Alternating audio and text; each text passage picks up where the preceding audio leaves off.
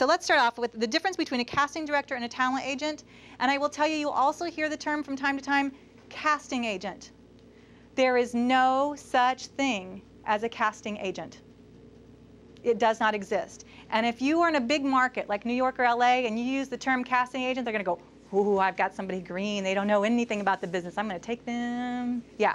No, casting agent, that term does not really exist. You're either a casting director or you're a talent agent. Okay? Yes? Sir, what about a manager? A manager is a whole different ballgame, and we'll talk about those too. Yeah. A manager is someone that you'll need down the road. You don't need a manager when you're first starting. You need an agent. Okay? Okay, so let's talk about the difference between casting director and talent agent first. The casting director, as a casting director, I represent the producer, a director, an ad agency. Those are people who hire me to do my job. And that's who I represent. That's whose interest I have at heart. When I'm doing a job, I protect them. It's my job to make sure they're taken care of. Nobody else but them. Okay? Where a talent agent's client is the talent. Their job is to take care of you and look out for you. Okay? Not to worry about the producer, director, ad agency, or me. Their job is to take care of you. So we have two completely different sets of clients. Okay? I get paid when I work hourly for production. The way a casting director works is we typically have a day rate, an hourly rate, a job rate, a contract rate. Okay? So, like for example, if I'm doing a commercial and I'll bid it, I always feel like I'm playing that game, Name That Tune. Does anybody here remember that old game show, Name That Tune? I can name that tune in 5 notes. Well, I can do it in 4. I can do it in 3. I can do it in 2. Name that tune, right? And you're thinking, there's no way they can do it, right? Okay, that's the way casting works. Because when a job comes in, I bid the job. And I say, I can cast that job in blank. And here's my budget, okay? And that's what I bid for it, okay? And I bid it according to how much time it takes me, my assistants, my resources, you know, whether it's time, you know, uploading a video or burning it to DVD, all that time, that's what I charge for. Okay, and that's what my bid is. My bid has nothing to do with the talent or the talent fees. It's about my time, my assistant's time, my office time, okay? So that's how I get paid. Now, like for example, if there's a movie though, you usually get a contract for the whole movie, a flat rate for the whole thing, okay? So obviously, I want to get it done as efficiently as possible because the less time I spend on it, the more profit I make, okay? So I really don't want to waste any time.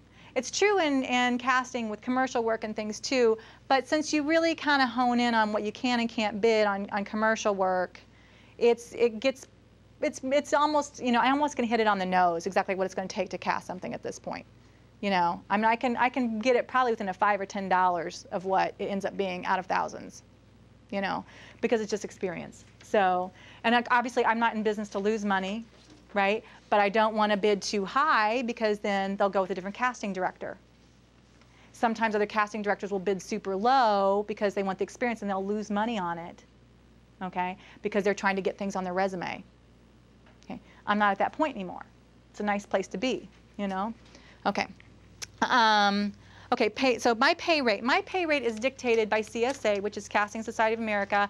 There are some standards, like I can send out a mass email. I got one the other day from another CSA member saying, has anybody ever bid a job doing a computer game? How do you bid that? You know, and I've done some, so I sent back, this is how I bid it, and this is how it worked for me. And I'm sure that she probably got multiple emails back of people saying, yeah, I've done that, and this is what I've done. So then she can decide how she wants to bid it, okay? So we help each other out that way. But there's also just general standards in an area, in a region, okay?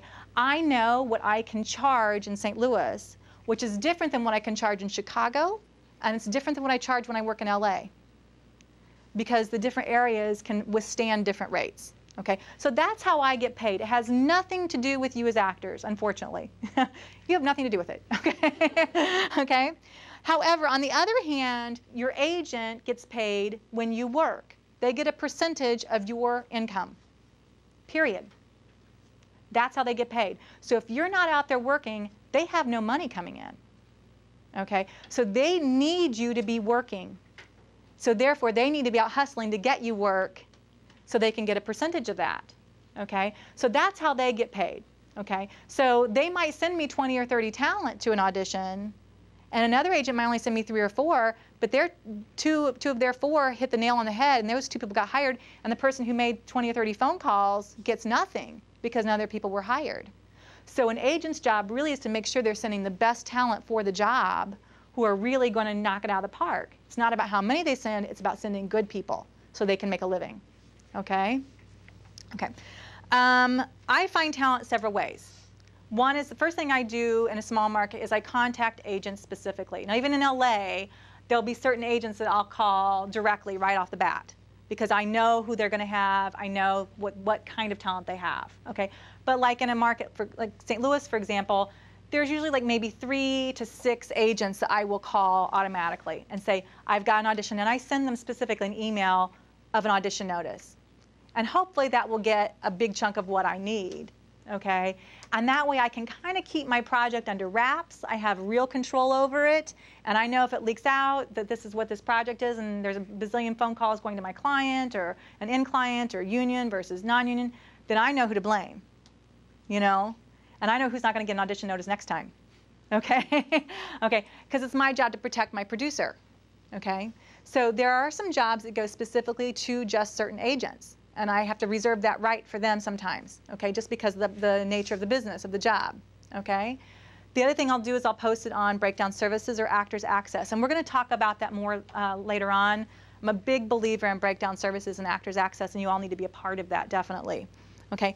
The other thing is I have a database of independent talent. Okay, so in my office, what will happen a lot of times, if you don't have an agent, you'll be in my database of independent talent if you have ever come in an audition for me, or you've sent in your headshot and resume, or a talent information form, that kind of thing. So what will happen is I'll say, for example, I might need a Caucasian female who looks about 27, okay, and maybe she needs to have a size 7 shoe, okay, so because it's for a Nike ad, and that's their prototype shoe size, okay, so I will put in my database, Caucasian, female, I'll say like 25 to 28. I'll look at those birth dates, and I'll say shoe sizes, and then it'll print off a list of the women who meet that description. And those people get a direct phone call from my assistant saying, can you come in for an audition? Okay, so when you submit to a casting director, make sure you submit as much information as possible. Okay, a lot of times people think, oh, I shouldn't give my date of birth. But with computers, I can't put in, I play 25 to 30. You know, that doesn't come up on a database, okay? And I don't reveal your birth date, but it gives me something to search by, okay? Same thing with like shoe sizes and clothing sizes. We actually did do an ad where we needed a full-size male who was a bodybuilder who could wear a size 7 shoe. We did a search in the database. I had 5 of them. All 5 came in and auditioned. Got the auditions done in less than an hour of my client's time. They picked one of the guys, and being a national ad, and he made like $1,500 on it. All because he bothered to put his shoe size down. So therefore it went in my database. And that's something a lot of people don't think about. Okay? So the more information you can give, the more likely your name's going to pop up. Okay? And again, that's one of the things I like about Breakdown Services and Actors Access. It lets you put that kind of information in there too.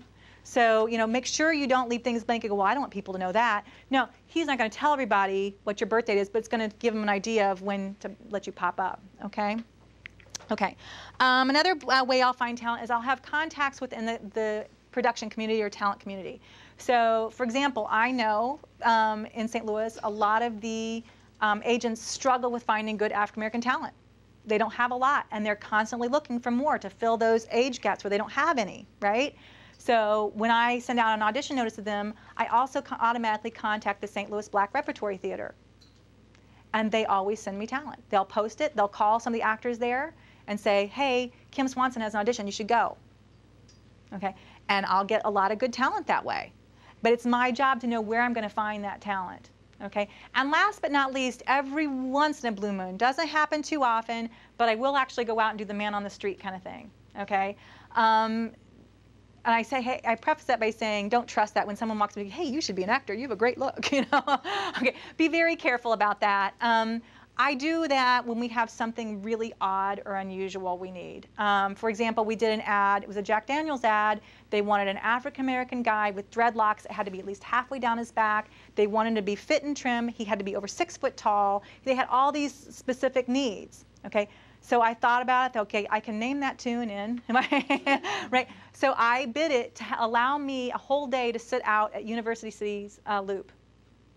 And I sat there and I watched for men to walk by who were African American with dreadlocks. And I walked up and said, this is going to sound really funny, but here's my card. This is what I do. I'm looking for somebody. And by golly, one of them was selected, obviously, but he actually did like 4 or 5 other jobs after that. Never even thought about acting or modeling, but he got a national ad and he made big money on that sucker just because he happened to have the right look that they needed.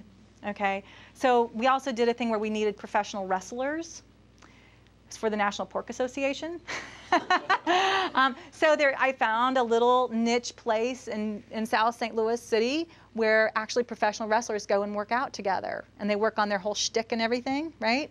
And so I call them, can I come down? They're like, well, you can't film us without our makeup and stuff on. I'm like, that's fine, you know, I just need information. So got them, and actually a couple of those guys got hired for that ad as well.